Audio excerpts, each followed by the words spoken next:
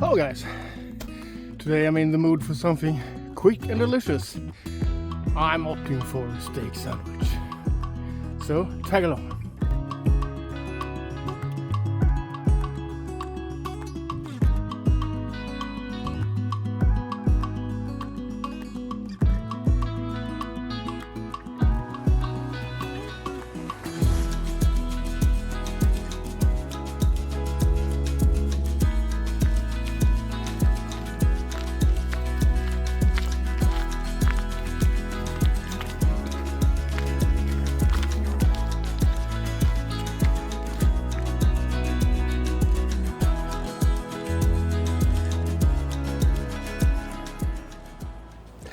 Well, welcome guys.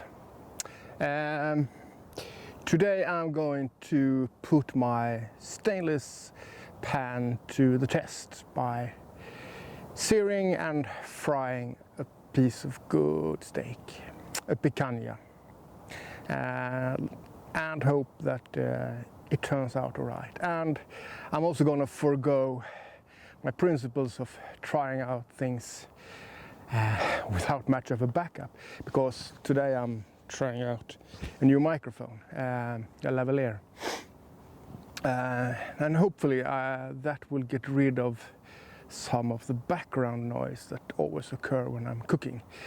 I've seen in edit that more often than not me cutting an onion has a higher volume than me talking, so I hope this is a good workaround for that problem. But enough talk, let's do our food prep, and with that said, it's kind of minimal. So let's go. Alright then. Let's get things moving. First off, I need to pack up my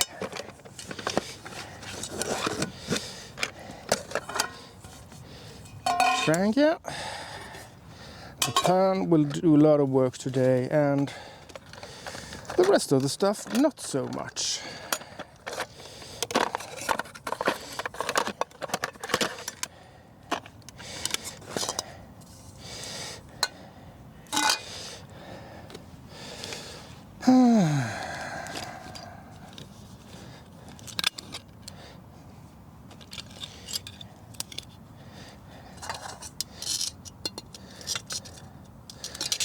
That is done.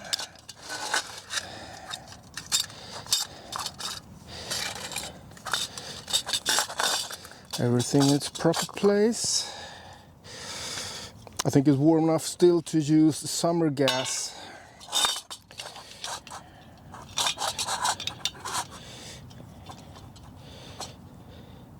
Or no, it's not summer gas, I mean the standard gas.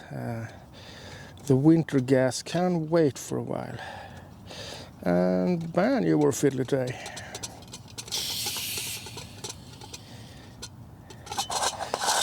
Like so. And why back to the storm burner? Well, in my world, making a steak takes good temperature control, and that's what I want today. So therefore, the storm. I'll walk you through all the ingredients in the manner I use them. And today I actually brought something that I usually don't. A thermometer. Because I kind of want my steak perfect today. So this will help me and get a nice inner temperature, and I want it to be 51 degrees Celsius when it's done. And just for information, right now it's 12 degrees centigrade, so it's kind of decent.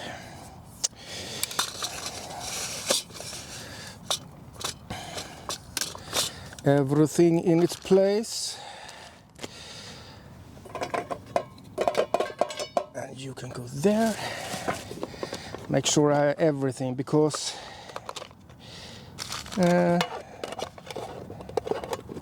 today it's much hurry up and wait. I forgot my water as per usual.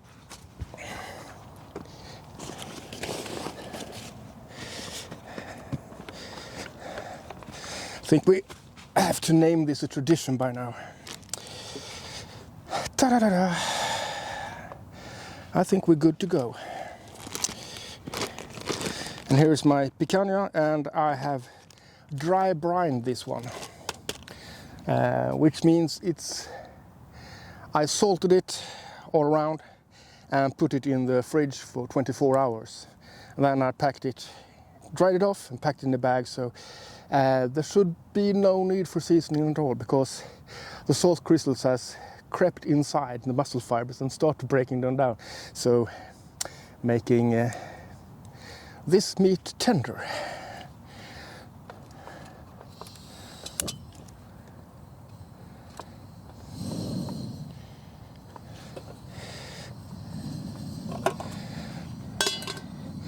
Let's get it up to heat.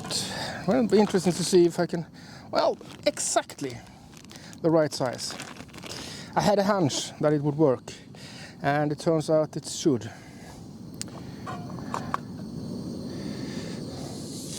And here's my bread for the sandwich, some mayo, chimichurri, and pickled red onion,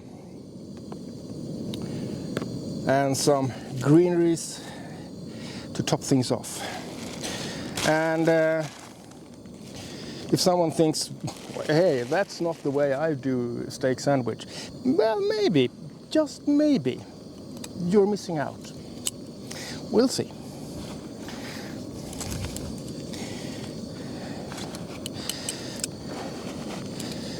Let's see if we got the heat we want. It usually goes pretty quick.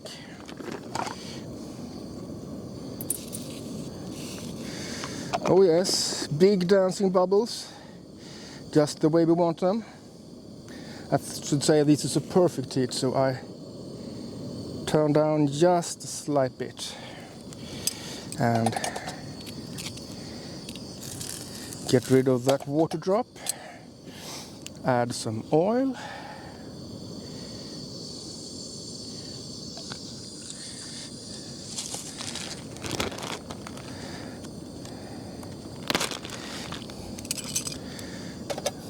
Make sure we coat the pan, and we should be off to the races.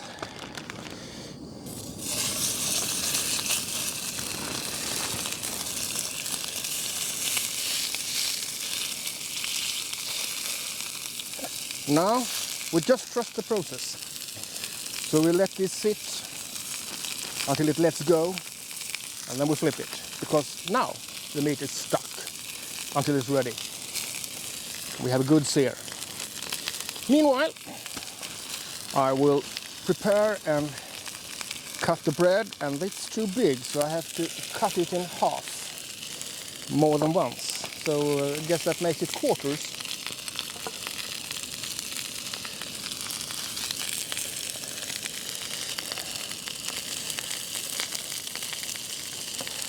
Because I want to toast them quickly in the pan.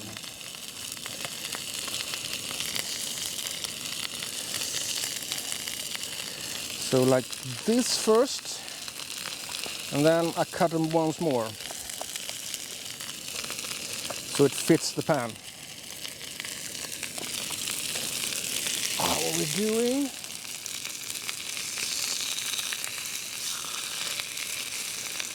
Oh. Let's have a look. Oh, a bit more. Maybe I should increase the heat just a tad.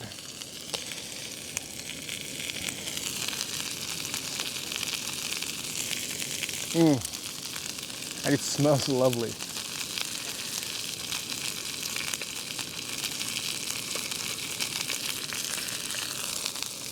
Oh,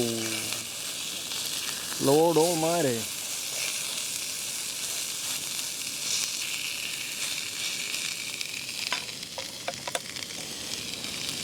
Take a sneak peek at the temperature.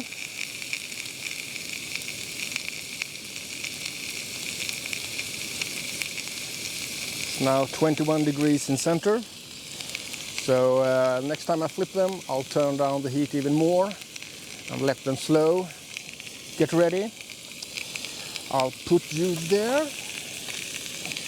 And I do everything ready here for the meat. And the hard part with this is letting the meat rest. Because it smells so damn good you want to eat it right away. But not letting it sit and rest, well, then your steak will bleed out, leaving your meat dry and your cutting board a mess.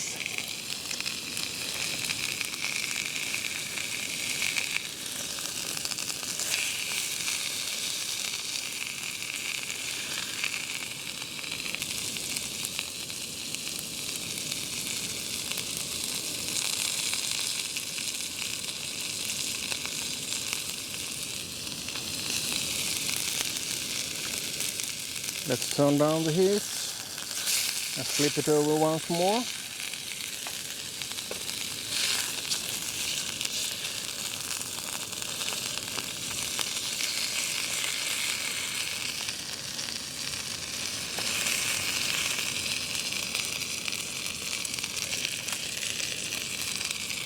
Let's see where we are.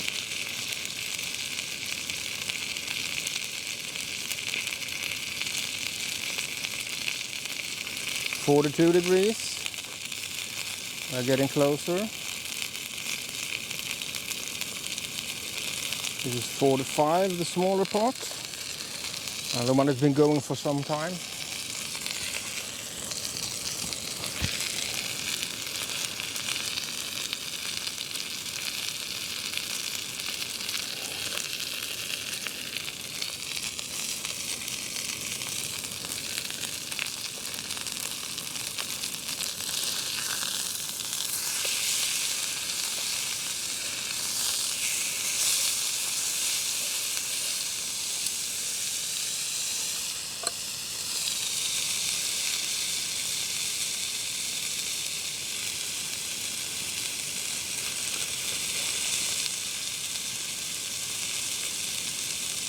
Yeah.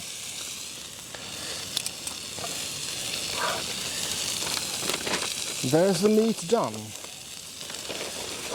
So let's fish it out.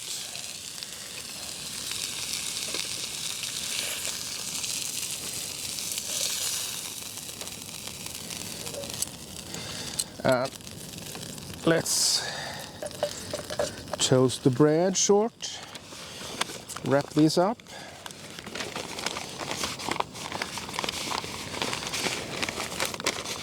And why butcher paper? Couldn't you just as well use tin foil? Well, yes, I technically can. The one thing you have to consider then, it's that if you wrap it in tin foil, it will probably continue to cook for at least one stage more. So if you take out a rare piece of steak from the pan and wrap it in foil, you will probably end up with a medium. So just as long as you take that into account, you're fine. So lift it up early. Butcher's paper, well, the temperature you get there, it only cooks slightly afterwards because it doesn't reflect the heat back to the meat. And there's the pan done. If I was going to do something more, kind of a sauce or something, I would have a beautiful fond here now, just in with water and scrape it loose. Now I'm going to add some water to make the washing up a bit more easier. Like so. And I just put that to the side. I'll let everything cool down. And the recommendations for a picanha is to rest between 6 and 10 minutes. And I've been chabbing about for a while, so I put it at 5 now. And we'll see. And meanwhile, let's fix the rest of the sandwich. And put things away, because this is me done. The trangia for today.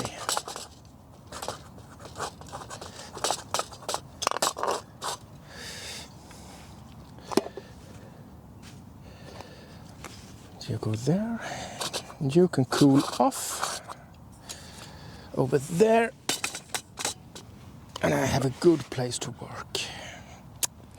Let's see, where did I put everything? I want some ordinary mayo on the bottom part.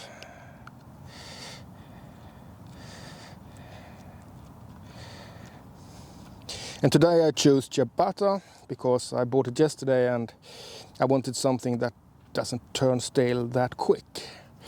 Ciabatta already has a bit of a chew to it, not like a baguette that's soft in the middle and crunchy at the outside.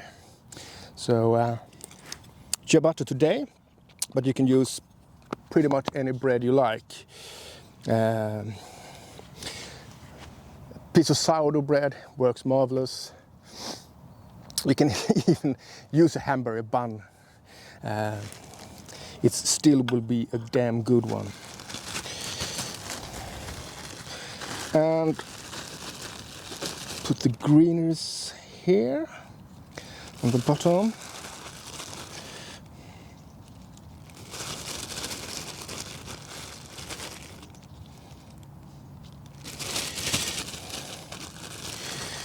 It's important to get your 5 a day, even if it's not the main attraction, so to speak.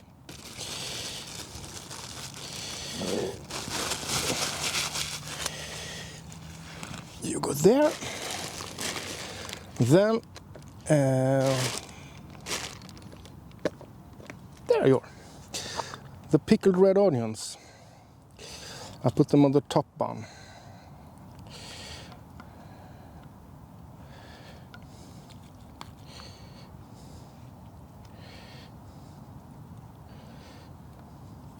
And this is what we in Sweden would call a 1, 2, 3 pickling.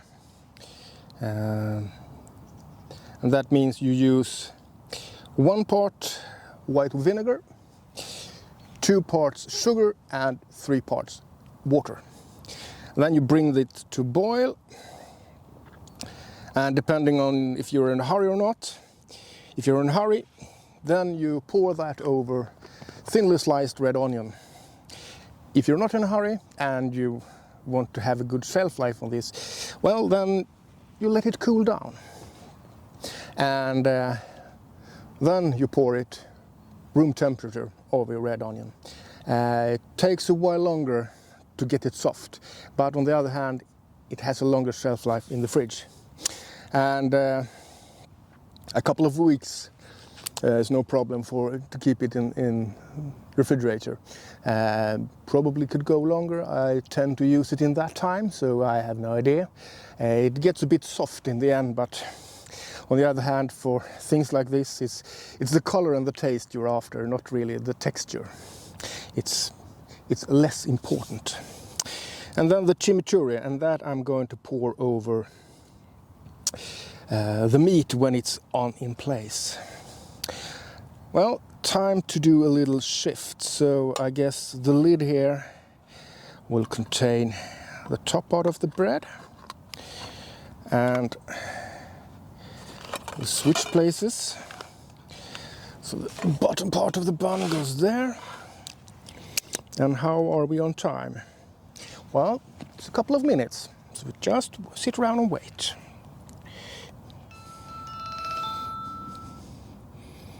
And that's time.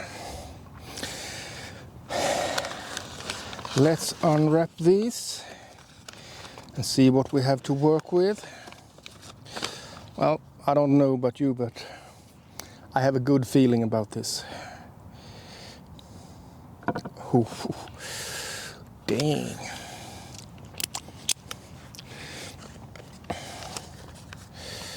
So start slicing this up somewhat thin.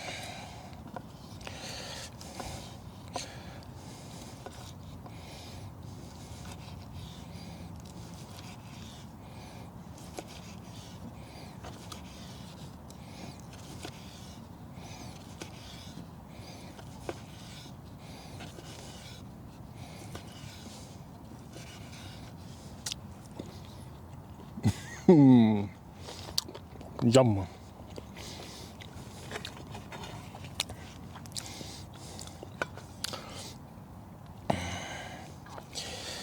And spread this out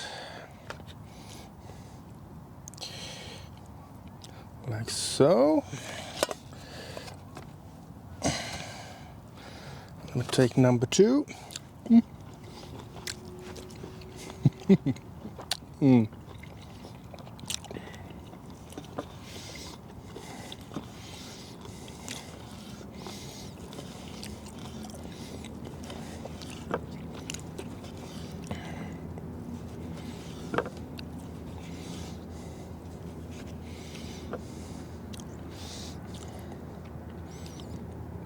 I mean, just look at it.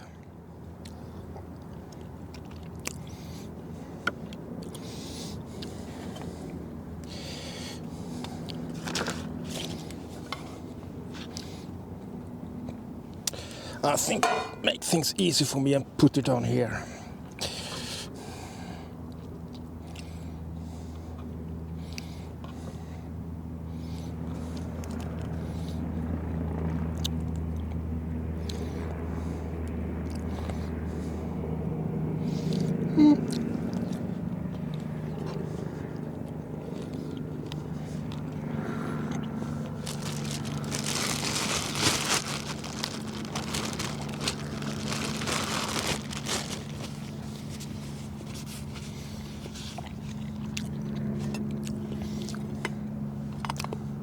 So good.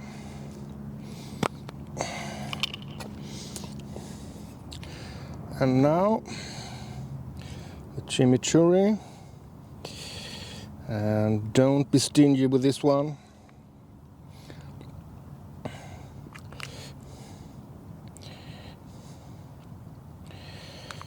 If you never tried chimichurri on your steak, well, I can tell you, you have missed out.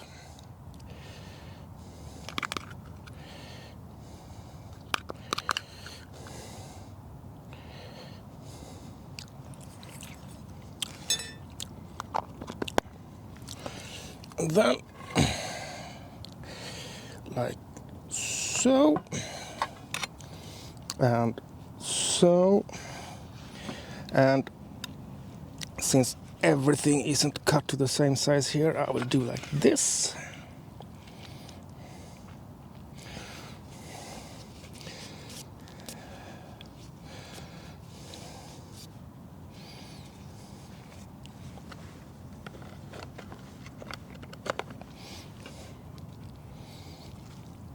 And how do you like them apples?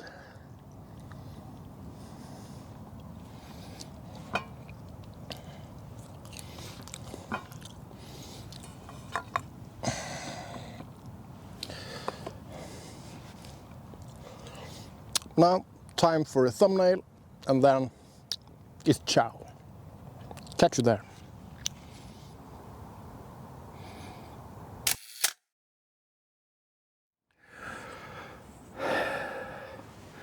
Yep. Here we go.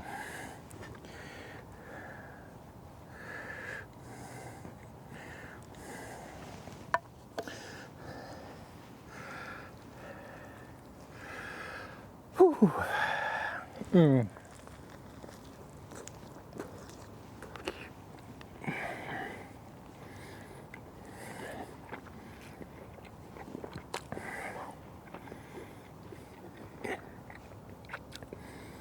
I mean, just, this is so damn good.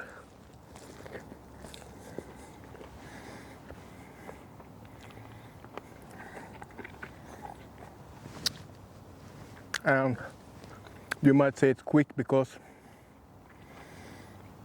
the time I spent actually using the kitchen is shorter than the time I waited for the steak to rest. So not much fuel needed. Well, I'll get back to you in a while. I'm gonna indulge myself something completely.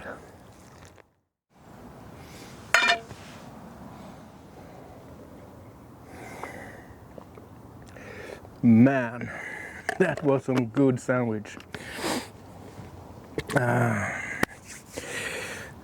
I wouldn't be appalled if I got served on a restaurant that sandwich. I can tell you that much.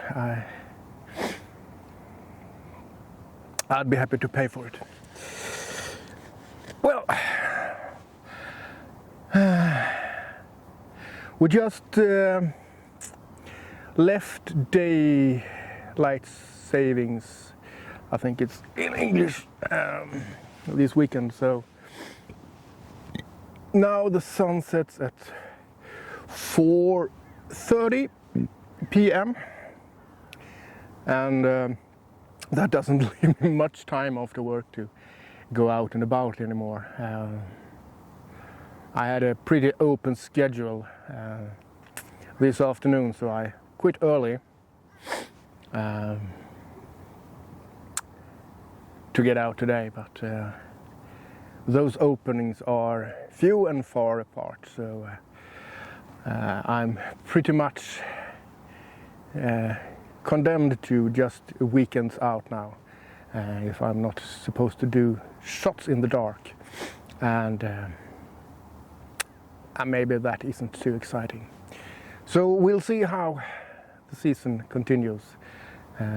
Keep our thumbs up and fingers crossed for good weekend weather for a while more.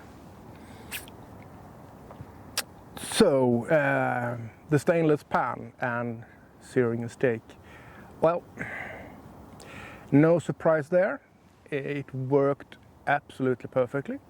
And if you look at food shows where professional chefs cook a good piece of meat, they all use stainless. Pretty much no exception. So was it a surprise? Nah, not really. But until you tried it, you don't know. And now I tried it. So, and I'm very happy with the results. It turned out just like I wanted it. I can't, if anything was wrong with the steak, I can't blame my gear because it does what it's supposed to do. So everything that went wrong was all on me.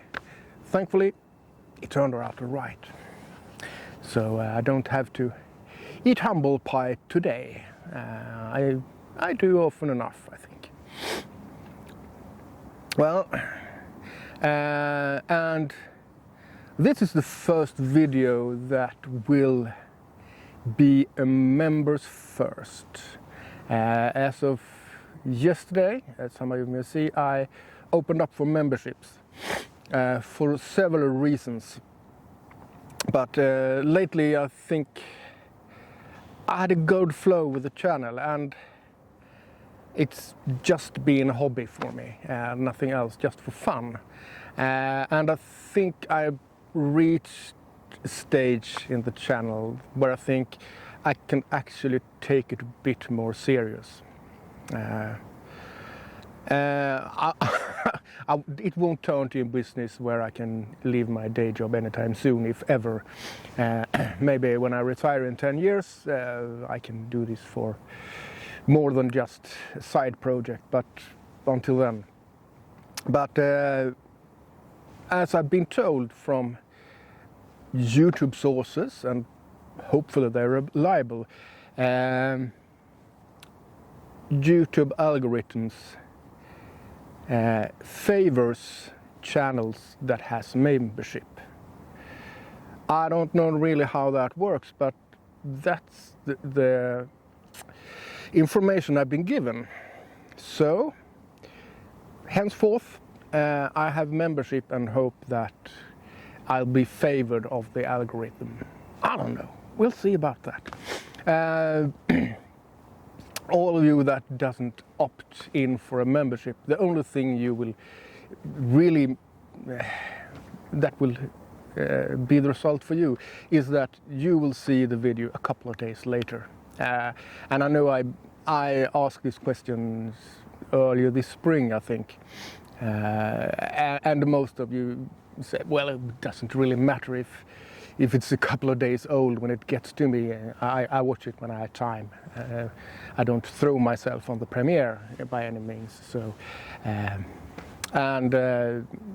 those with membership, you will see them. They have a slight little membership badge, and when they comment. And I'm thinking of. I have some projects. My plan is that the members can have a poll which one I should do first. I will do them all, but they get to decide in what order I do them. Some perks I think should accompany a membership, not just my warm and fuzzy feeling of gratitude.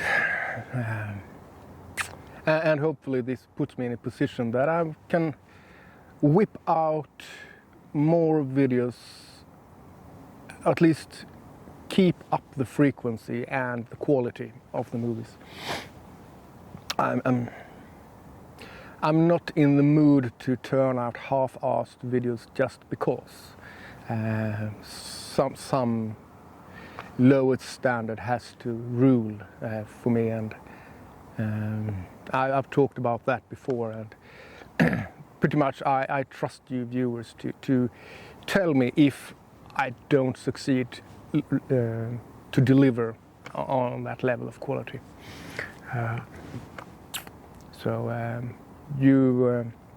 You won't accept anything, I know that for sure. And you're honest and respectful, so I know I will get the feedback if and when it happens. Well, it's starting to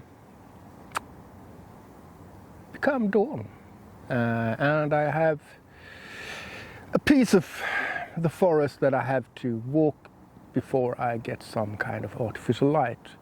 So I guess I better start packing up, because fumbling my way through the forest isn't my kind of fun. If nothing else, be poked in the face with a branch, it's never fun, and in the darkness it's even less fun. Well, keep the comments flowing. As usual, you can comment about pretty much anything that concerns the channel and outdoor. I still take ideas for 80 recipes around the world. I got quite a few good ones. Some of them take a bit longer time, so I will save them for spring and summer, when I don't have to freeze my ass off waiting for the dish to be done. Some of them are a bit quicker ones that, if weather holds up, I can do in late fall and winter, hopefully. But keep them coming.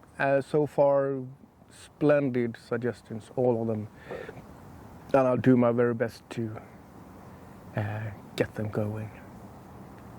And, you know, thumbs up and subscribe and all that YouTube jazz. Until the next time I see you, take good care. Red Sweet out.